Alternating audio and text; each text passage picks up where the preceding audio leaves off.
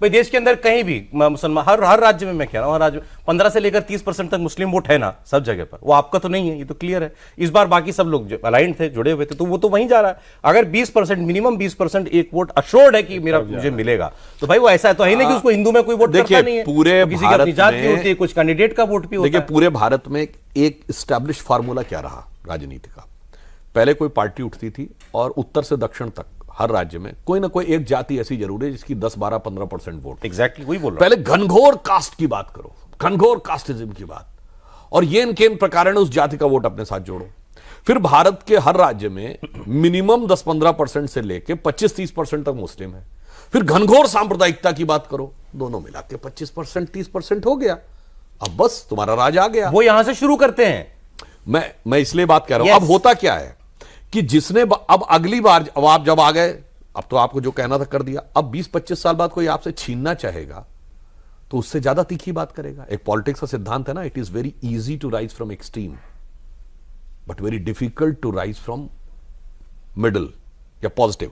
तो अब क्या होगा, अगला उससे ज्यादा एक्सट्रीम बोलेगा, फिर अगला उससे एक्सट्रीम बोलेगा, तो उससे समाज के अंदर कड़वाहट बढ़ती चली जाएगी, मगर सबको कुछ कुछ साल की सत्ता मिलती चली जाएगी। बस इतना सोच है। किसने देखा, किसको फर्क पड़ता है कि 25 साल बाद और 30 साल बाद और 50 साल बाद देश का क्या होगा। हमारी सोच क्या है, प्रधानमंत्री जी ने क्या कहा, ये 25 साल का जो अमृत काल है ये वो आधार बनाएगा जो 1000 साल तक भारत का के भविष्य का बेस तैयार करेगा। इसका मतलब 10 साल का परफॉर्मेंस जो अमित शाह जी ने कहा था, 25 साल का एजेंडा, 1000 साल का विजन और 10,000 साल पुरानी प्रेरणा। कहां चुनाव इसमें बीच में आता है? नहीं, इसमें तो नहीं आता है। लेकिन वोटर जो है सर, वोटर तो चाह रहा है मुझे क्या मिला, मुझे क्या दिया। मैं तो सिंपल पूछूं, मैं वोटर हूं, अगर गांव में रहता हूं, मुझे क्या दिया वे मोदी जी ने, मुझे वे पूछेगा ना, उसका जवाब आना चाहिए। उसका जवाब यह है कि 25 करोड़ लोगों को एक्सट्रीम पॉवर्टी से बाहर निकाला, 11 करोड़ लोगों को शौचालय दिया, 16 करोड़ घरों में नल पहुंचाया, 50 करोड़ लोगों को आयुष्मान भारत योजना दी, 54 करोड़ लोगों को जनधन अकाउंट मिला। इसके अलावा फिर चाहे रेडी पटरी वालों के लिए योजना रही हो या विश्वकर्मा योजना रही हो, किसान सम्मान निधि रही हो, और हर गांव में सड़क पहुंचाई, हर गांव में बिजली पहुंचाई। अब इस समय देश में कोई ऐसा राज्य नहीं जिसमें एयरपोर्ट ना हो। पूर्वोत्तर में रेल पहुंचाई। तो ऐसी बात नहीं है ये जिसे कहते हैं एयरपोर्ट, वहां से जहाज उड़ता भी और उतरता भी, दोनों काम होते हैं ना। दोनों काम होते हैं साहब। मगर कुछ लोग ऐसे हैं कि जो उड़ जाते हैं उसके बाद पता ही नहीं होता कि नीचे कब आएंगे। अब एक और बात बताएं, और भी अगर देखिए, दुनिया का सबसे ऊंचा पुल कहां है? कश्मीर में। दुनिया का चिनाब पे।